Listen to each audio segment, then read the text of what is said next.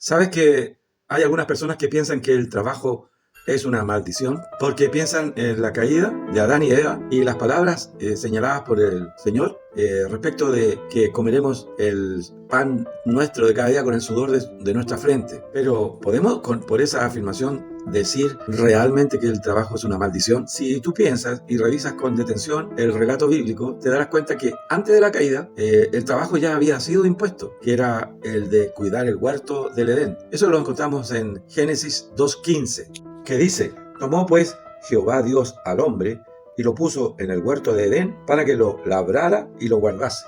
Esto nos muestra que en realidad en el principio de las cosas el trabajo no era considerado para Dios una maldición, sino que una asignación como tantas otras correspondiente al diseño divino. Obviamente con el advenimiento del pecado y la caída, las condiciones cambiaron. El trabajo seguía siendo una necesidad, solamente que en este escenario la complejidad iba a ser distinta, es decir, mucho mayor. El trabajo, lejos de ser una maldición, es una bendición, un medio para glorificar a Dios.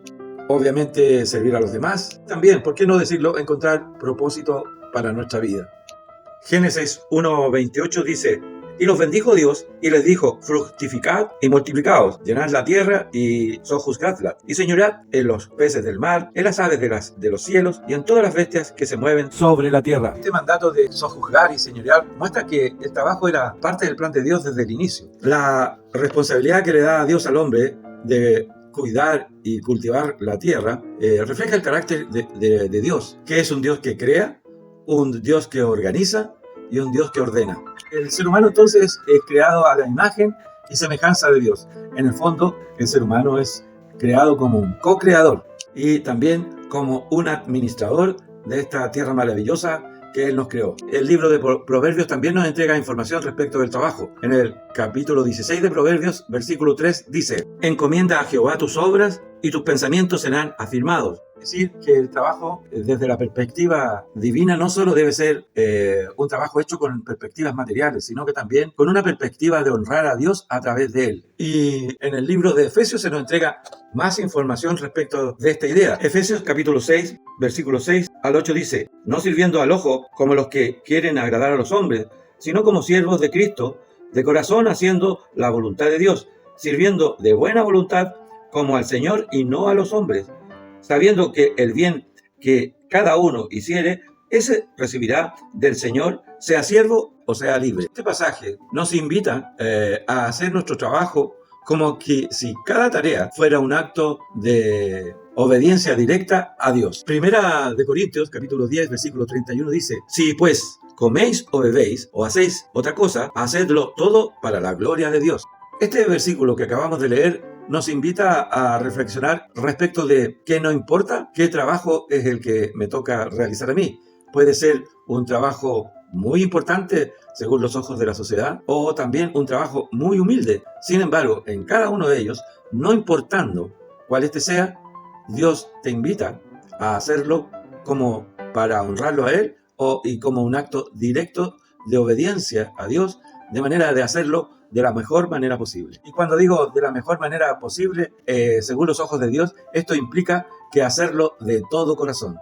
Esta es una faceta muy interesante del trabajo. No solo beneficia al que trabaja recibiendo la remuneración que ese trabajo implica, sino que también bendice a otro. El trabajo que tú haces lo recibe finalmente otra persona. En el fondo, el trabajo también puede ser visto, y es maravilloso esto, como una forma de servir al prójimo. Y esto es relevante y quizás no lo habías pensado. Sin embargo, mira qué interesante es esta perspectiva. Porque un panadero puede pensar que es agotador su trabajo, pero también puede darle esta connotación, que él alimenta a toda la comunidad de alrededor de su panadería. Lo mismo que un médico, sana a las personas de toda la localidad en donde está su clínica. Ser despedido de un trabajo es tremendo. Y es importante porque puede hacernos sentir que somos desechados. Hay miles de formas de enmascarar esto, pero en el fondo el gran golpe que recibe la persona es que se siente desechado. Y la verdad que desde la perspectiva de Dios, nuestro valor no está en lo que trabajamos, ni tampoco está en quién nos tiene contratados para ese trabajo, sino en realidad por el propósito eterno que tiene Dios para nosotros. Porque si tú miras la vida con una perspectiva eterna, 80 años, ¿qué son respecto de la eternidad? Es claro que durante estos 80 años vivimos en esta tierra, pero en realidad lo que tenemos que preocuparnos es cuál es el propósito de Dios para mi existencia. Dios nos cuida y nos provee en todas circunstancias, no de acuerdo al trabajo que tenemos o al trabajo que hemos conseguido, sino de acuerdo a lo que somos para Él. Aunque parezca un golpe devastador, recuerda que en cada cierre de puerta Dios está abriendo nuevas oportunidades. Por tanto, nosotros debemos confiar en Dios en estas circunstancias y debemos pensar que nuestra identidad no depende en lo que trabajamos y no dejamos de ser la persona importante que Dios dice que somos por el hecho de perder el trabajo. Tan importante entender esto y a veces no lo vemos y por eso te lo quiero explicar. Porque, mira, Moisés creció pensando que era un príncipe de Egipto hasta que tuvo un encuentro con Dios y Dios le dijo: en realidad lo que tú eres es el libertador de tu pueblo. Y cuando pensamos en Moisés no pensamos en el príncipe de Egipto, pensamos en el libertador del pueblo de Israel. Lo mismo ocurre con Pablo de Tarso. Él era fariseo de fariseos, según sus propias palabras, perseguidor de cristianos.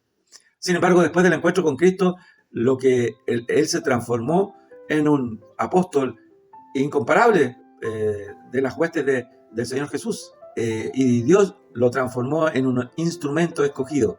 Por tanto, en estos dos casos que te he dado, lo realmente importante, porque cuando nos acordamos de cualquiera de estos dos personajes, no nos acordamos de su oficio anterior, sino que de lo que Dios dice que son.